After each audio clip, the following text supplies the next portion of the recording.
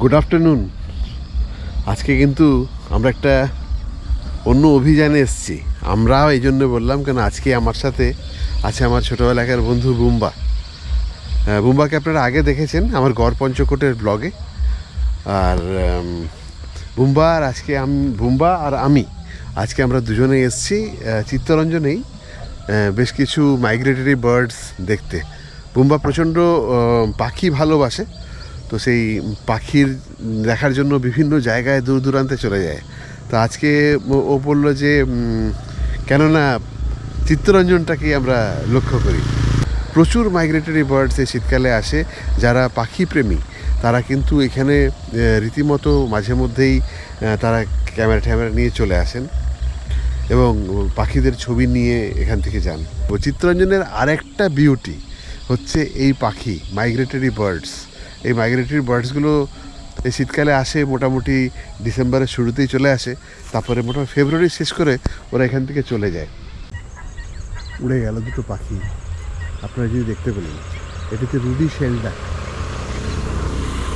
এর ছবি বেশ কিছু ক্যাপচার করা হয়েছে, তো সেটা আপনাদেরকে পরবর্তীকালে আমি দেখাবো। এই পাখিগুলো খুব বিরল প্রজাতির পাখি। এখানে দেখা যায় এগুলোকে শুধু এই সময়ে। দিকের যে রাস্তাটা এটা সোজা চলে যাচ্ছে ফতেপুরের দিকে, আর এদিকে পেছন দিকে রাস্তাটা এটা চলে যাচ্ছে চিত্তরঞ্জনের 1 নম্বর গেটের দিকে। যারা বহুদিন আগে চিত্তরঞ্জন ছেড়েছেন বা যারা চিত্তরঞ্জনকে জানেন কাছ থেকে, তারা সবাই এই জায়গাটাকে চিনতে পারবেন।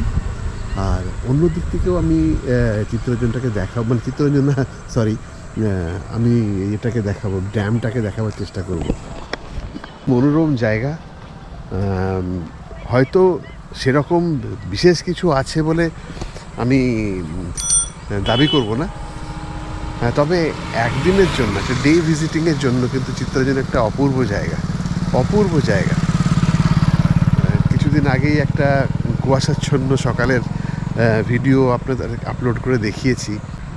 যারা পাখি ভালোবাসেন, যারা প্রকৃতি ভালোবাসেন, তারা যদি এদিকে ধারে কাছে মাইথন টাইথন বা দেওঘরের দিকে যদি আপনারা আসেন, মধুপুর, শিমুলতলা, এগুলো যদি আসেন, তাহলে পরে কিন্তু আপনারা একটা হপিং এখানে করতেই পারেন। এইরকম গাছগাছালি, এরকম গ্রিনারি, এত জলাশয় আমার মনে হয় খুব কম শহরেই আপনারা দেখতে পাবেন। হয়তো আছে, আমার জানার নেই, কিন্তু আমি খুব একটা দেখিনি। আর এত পিসফুল জায়গা, এত ভাষায় বর্ণনা করা মুশকিল। এইরকম জলাশয়, এই যে জলাশয়টা দেখছেন, এরকম জলাশয় অজস্র, আর চতুর্দিকে গাছগাছালি দিয়ে ঘেরা, দুর্দান্ত একটা জায়গা।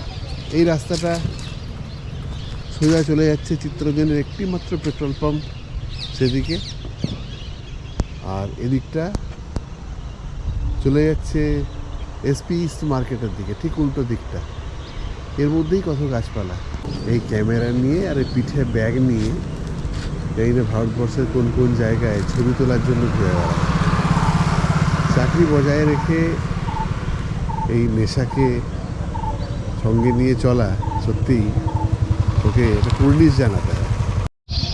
প্রকৃতির ছবি তো আমরা করেই থাকি, বিভিন্ন জায়গায় ঘুরে ঘুরে ছবি তুলি, কিন্তু সেদিন আমাদেরকে পেয়েছিল এক অন্য নেশায়, পাখি খোঁজার নেশা।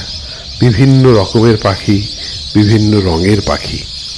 পাখির কলতান এক সময় যেন মনে হচ্ছিল ঘুঙুরের শব্দ।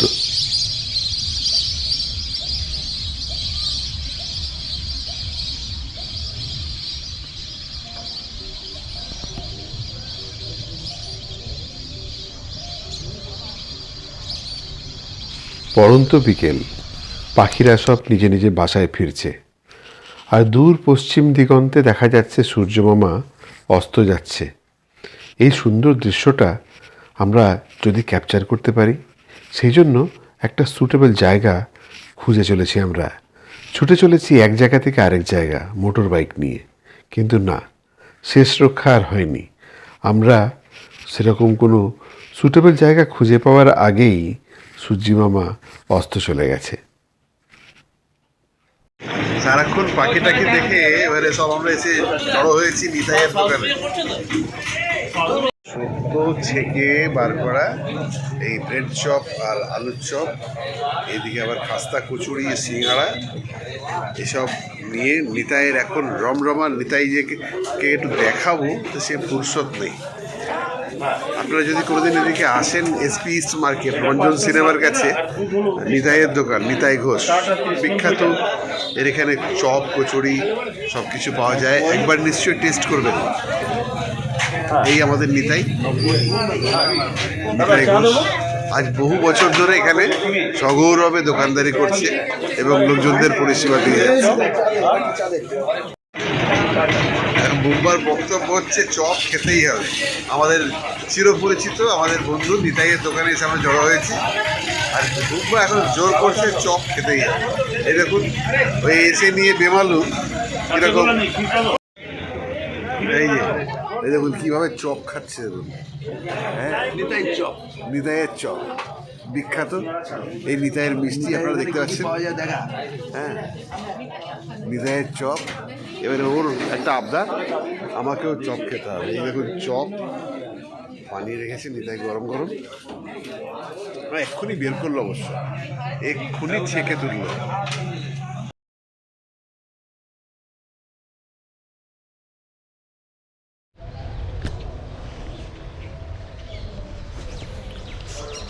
Good morning.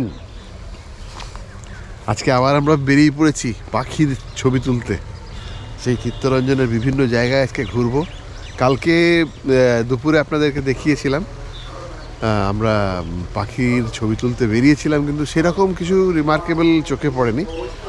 তো বুম্বা বলল সকালবেলায় বেশ কিছু দেখা মিললেও হতে পারে, তো তাই বেরিয়ে পড়েছি আমি আর বুম্বা। সকাল সকাল বেশ কনকনে ঠান্ডা, আমার টুপি টুপি দেখে নিশ্চয়ই বুঝতে পারছেন, বেশ কনকনে ঠান্ডা। তো তার মধ্যে আমরা বেরিয়ে পড়েছি পাখির ছবি তুলতে। আগের দিন বিকেল আর তার পরের দিন সকাল, 2 দিন কিন্তু পুরোপুরি আমাদের নিরাশ করেনি। দর্শন পেয়েছিলাম আমরা অনেক রকম পাখির, এবং বুম্বা সেগুলোকে ক্যামেরাবন্দি করেছিল। সেগুলোকে আপনাদের সামনে তুলে ধরলাম। কমেন্টের মাধ্যমে জানাবেন কীরকম লাগলো।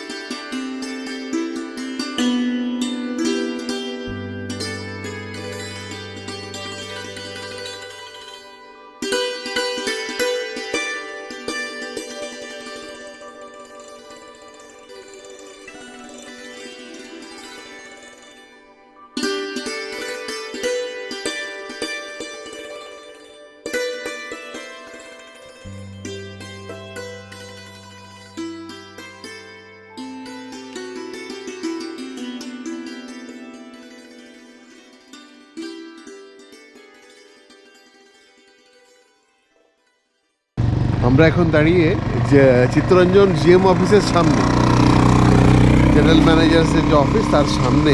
এখানে সুন্দর একটা ছোট্ট জায়গা আছে, সেই জায়গাটা আপনাদেরকে দেখাচ্ছি। ভেতরে বসার জায়গা থাকে, সবই আছে, ছোট্ট সুন্দর ব্রিজও করা আছে। এখানে ছট পুজোর সময় জায়গাটাকে খুব সুন্দরভাবে সাজানো হয়। পিকনিক টিকনিক কিন্তু এখানে একদম অ্যালাউড না। রেল প্রশাসন কিন্তু এই জায়গাটাকে খুব সুন্দর করে মেনটেন করেছে, যে পিকনিক টিকনিক করে লোকজন যেখানে আবর্জনার স্তূপ করে দেয় সেটা কিন্তু করতে দেয়নি। বসার জায়গাও সুন্দর করা আছে।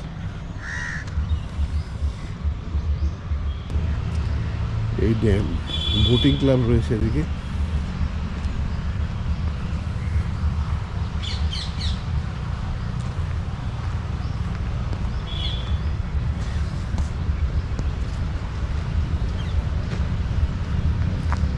ওয়াচ টাওয়ারের মতো বলছিলাম, এটা একটা করে রাখা হয়েছে।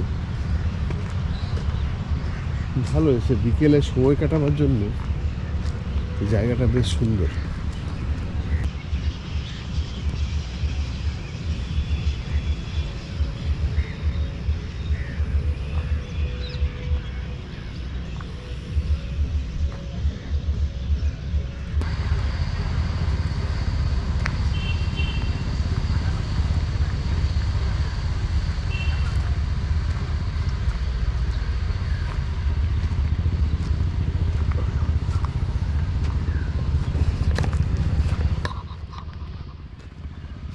পাখির খোঁজ আজকের মতো সমাপ্তি। আবার যদি নতুন কোনো পাখি চিত্তরঞ্জনে ঢুকেছে বলে সন্ধান পাই, আপনাদের কাছে নিশ্চয়ই তুলে ধরবো। সঙ্গে থাকবেন, আর যদি আমার এই প্রচেষ্টা ভালো লাগে লাইক, শেয়ার এবং সাবস্ক্রাইব করবেন আমার চ্যানেলটা। তাতে আমি এই ধরনের ভিডিও করতে আরও উৎসাহ পাবো এবং আপনাদের সামনে চিত্তরঞ্জনকে আরও বিস্তারিতভাবে তুলে ধরার চেষ্টা করব। শুধু চিত্তরঞ্জনই নয়, আমি আশেপাশে যেখানেই পারবো, যেখানেই যাব, যদি ভালো লাগার জিনিস থাকে নিশ্চয়ই আপনাদের সামনে তুলে ধরবো। ভালো থাকবেন সবাই, গুড ডে।